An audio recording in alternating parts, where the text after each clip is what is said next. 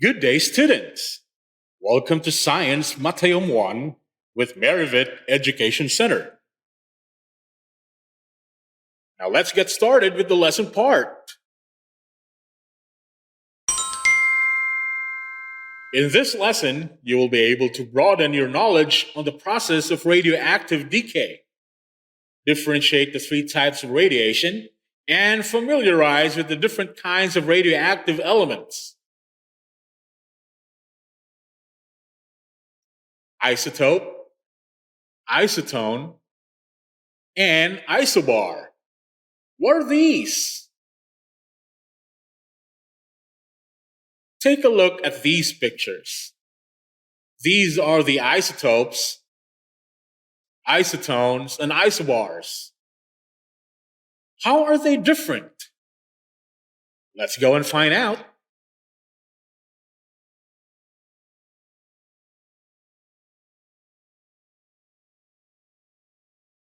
Atoms that have the same number of protons but different number of neutrons are called isotopes. Can you name an element that has three commonly known isotopes? Well done. The element hydrogen, for example, has three commonly known isotopes: protium, deuterium, and tritium. Is it possible for an element to emit more than one kind of radiation? Yes, it is possible for a single element to emit more than one kind of radiation.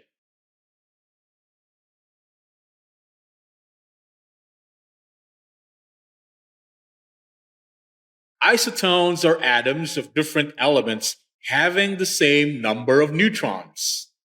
For example, carbon and oxygen. You might wonder how.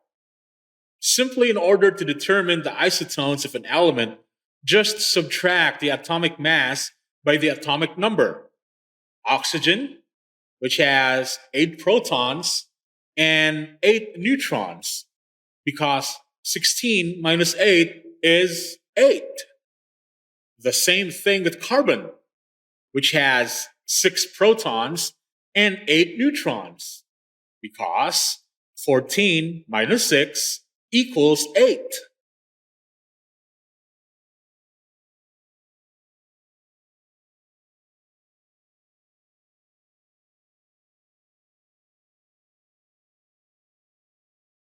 Atoms having the same atomic mass but different atomic number are called isobars. Can you give an example? That was amazing! Argon, potassium, and calcium, having atoms of the same mass number 40, are example elements of isobars. Sum of protons and neutrons are the same, but the number of protons and neutrons alone varies between them.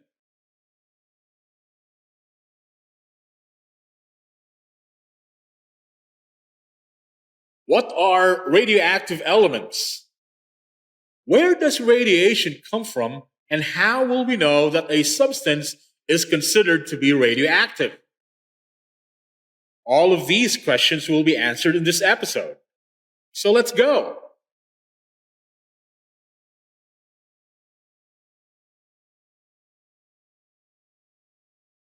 Recall your periodic table of elements. From there, you can find and define what are radioactive elements. That's right. Radioactive elements are elements that break down, forming other elements. The nucleus of a radioactive element is unstable. If that is so, what will happen to the unstable nucleus of a radioactive element? Well said. The nucleus will break down naturally, randomly, and spontaneously without any outside force or stimulus. Then what do you think will happen? Right. When this happens, the amount of the element reduces, forming new elements.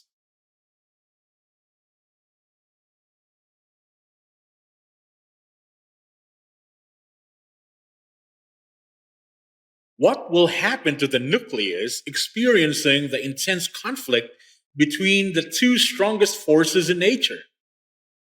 Right. It will undergo decay process, releasing radiation which contains energy and some charged particles. See the diagram above. Can you explain the decay process of radioactive element? Excellent. Since the nucleus experiences the intense conflict between the two strongest forces in nature, it would be not surprising that there are many nuclear isotopes which are unstable and emit some kind of radiation, forming a new element. So, they will undergo radioactive decay over a period of time until they reach a stable state, and it refers to the loss of energy. What do you call the elements that emit ionizing radiation? Awesome! It's called radionuclides. How many neutrons can you add to an atom without it getting unbalanced? Perfect! The number of neutrons that an atom can carry is dependent on what it is. Some will become unstable with only one extra or one less neutron, while others can hold or lose many extra. It varies from atom to atom and also within atoms. Again, remember the periodic table?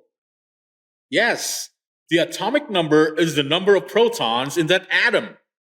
If you change the number of protons, the atom becomes something else.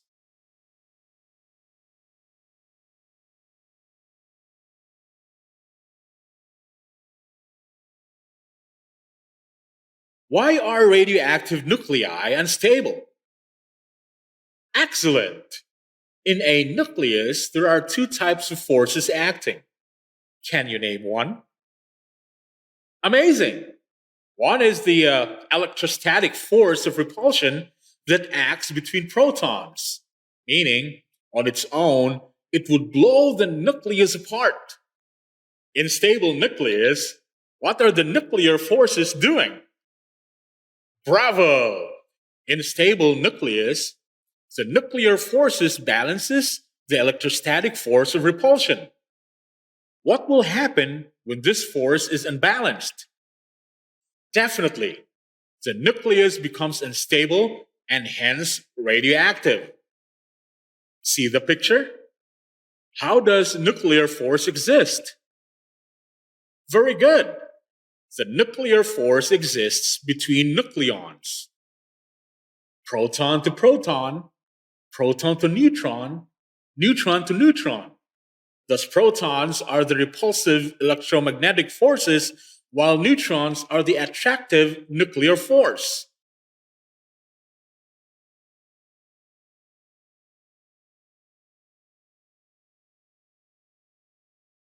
Do radioactive things glow in the dark? All right. The short answer to that question is no. Radioactive things do not glow in the dark. Not by themselves, anyway. Do you know that the radioactive material is not visible to the human eye? You heard it exactly. Radiation emitted by radioactive material is not visible to the human eye. However, there are ways to convert this invisible energy to visible light. Many substances will emit visible light if stimulated by the ionizing radiation from radioactive material. Can you name some? That's wonderful. Examples include heat or light from the sun, microwaves from an oven, X-rays from an X-ray tube, and gamma rays from radioactive elements.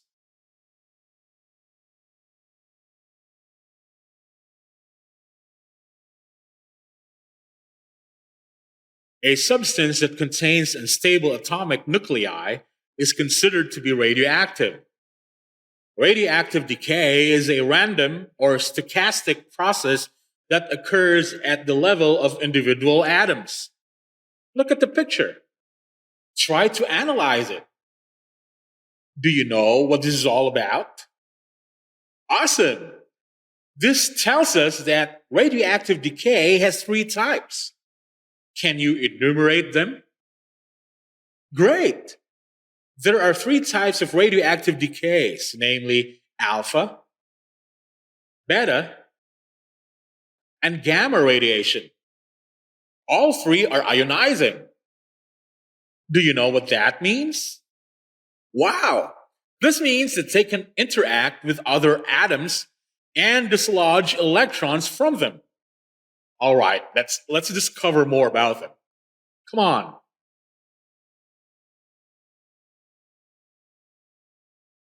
As mentioned earlier, there are three types of radiation, right? Can you name them again? Excellent! The three types of radiation are alpha, beta, and gamma. But how do they differ? Especially in how deep they can penetrate on people and objects.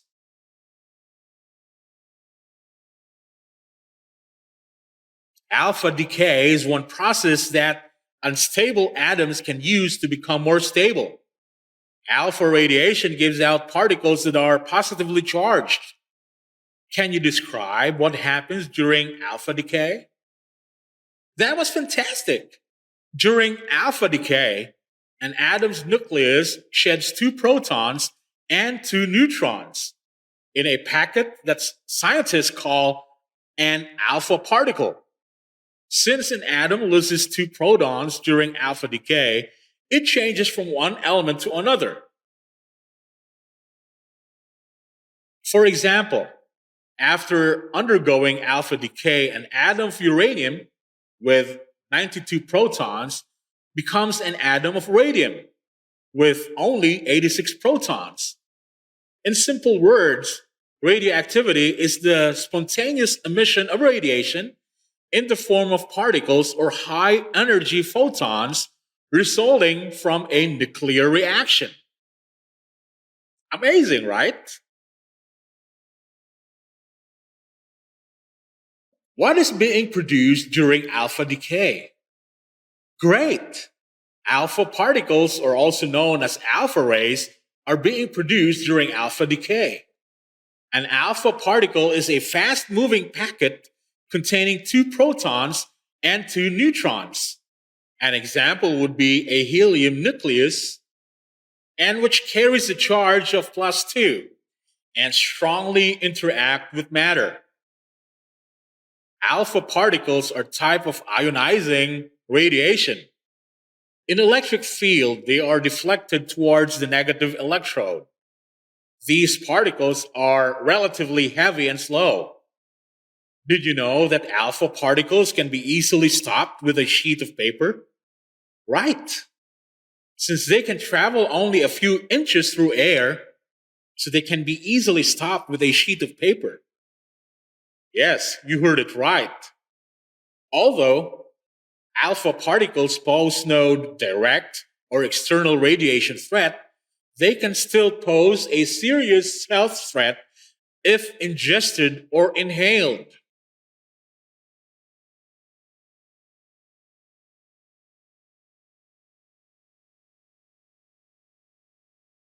Next, we have beta particle, also called beta ray or beta radiation.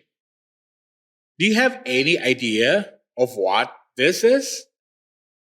Terrific!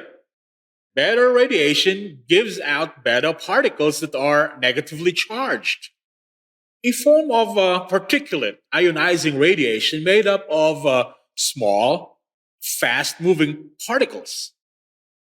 Did you know that beta particles can cause damage such as skin burns? Why? Exactly. Some beta particles are capable of penetrating the skin and causing damage such as skin burns. In fact, beta emitters are most hazardous when they are inhaled or swallowed. Do you know how small they are? Right. Beta particles are 8,000 times smaller than an alpha particle, and that makes it more dangerous. It can damage tissues and cause radiation sickness. In electric field, they are deflected toward the positive electrode. They are fast and light and have medium penetrating power. Although beta particles are hard to stop than an alpha particle, they can still be stopped with a sheet of aluminum.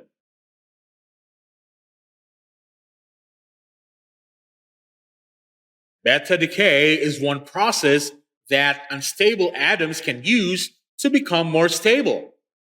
Actually, there are two types of beta decay. Can you name them? That was awesome! The two types of beta decay are beta minus and beta plus. How are they different? When beta decay creates a positron, it's called beta plus. When it creates an electron, it's called beta minus decay. Recall that the name of an element is determined by its atomic number. Can you give one example? Wonderful! Carbon is carbon because it has an atomic number of 6, while nitrogen is nitrogen because it has an atomic number of 7. Do you know what does this imply? It implies that a reaction that changes the number of protons in the nucleus changes what element we actually consider the nucleus to be. This makes beta decay a great example of how nuclear reactions can easily transform one substance to another. Electron capture is another process that unstable atoms can use to become more stable. Do you have any idea what happens during electron capture? How smart you are! Because during electron capture, an electron in an atom's inner shell is drawn into the nucleus where it combines with a proton, forming a neutron and a neutrino. The neutrino is ejected from the atom's nucleus. Since an atom loses a proton during electron capture, it changes from one element to another. Can you give an example? All right. For example, after undergoing electron capture, an atom of carbon with 6 protons becomes an atom of boron with 5 protons. This applies in beta plus decay. Although the number of protons and neutrons in an atom's nucleus change during electron capture, the total number of particles, protons plus neutrons, remains the same. Electron capture is also called K capture, since the captured electron usually comes from the atom's K shell. There's another process to make unstable atoms become more stable. Can you guess what that is? Clever! Neutron emission is one process that unstable atoms can use to become more stable. During a neutron emission, a neutron is ejected from an atom's nucleus. Since the number of protons within an atom doesn't change during neutron emission, it doesn't change from one element to another. It does, however, become a different isotope of that element. See the picture. What can you say about it? That was amazing! The picture tells us that after undergoing neutron emission, an atom of beryllium-13, which has 9 neutrons, becomes an atom of beryllium-12 with 8 neutrons. Here's another one. Proton emission is one process that unstable atoms can use to become more stable. What happens to the protons during proton emission? Right. During proton emission, a proton is ejected from an atom's nucleus. Since an atom loses a proton during proton emission, it changes from one element to another. Can you give an example? Well done. For example, after undergoing proton emission, an atom of nitrogen, which has 7 protons, becomes an atom of carbon with 6 protons.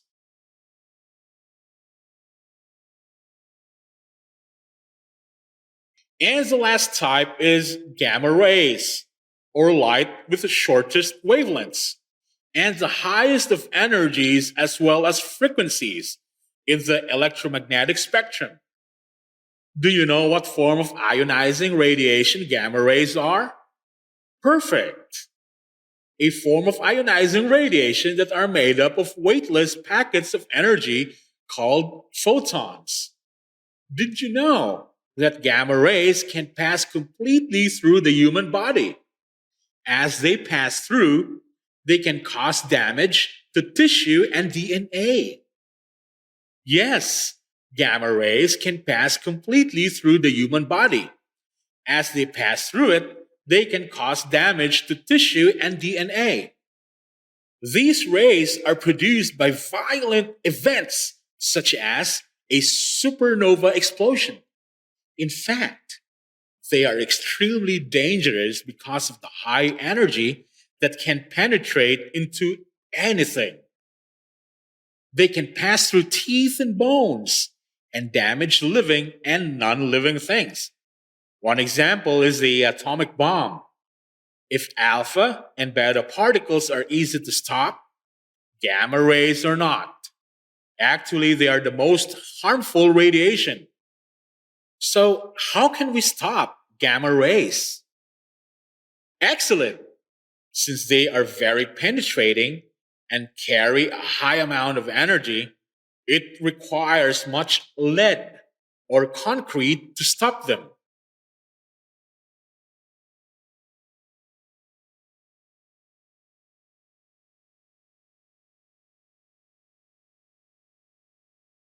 Gamma decay, in contrast, occurs when a nucleus is in an excited state and has too much energy to be stable. This often happens after alpha or beta decay has occurred. Because only energy is emitted during gamma decay, the number of protons remains the same.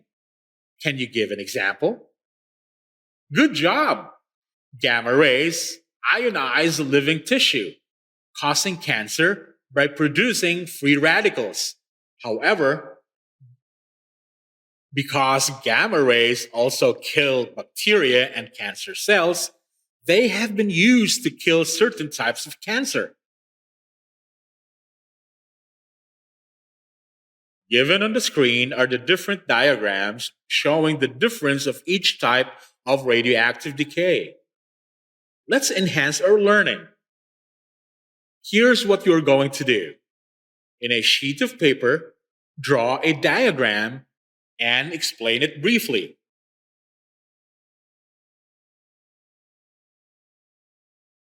Let's enhance our vocabulary. Scan the code and enjoy. Happy learning, students, and see you on the next episode.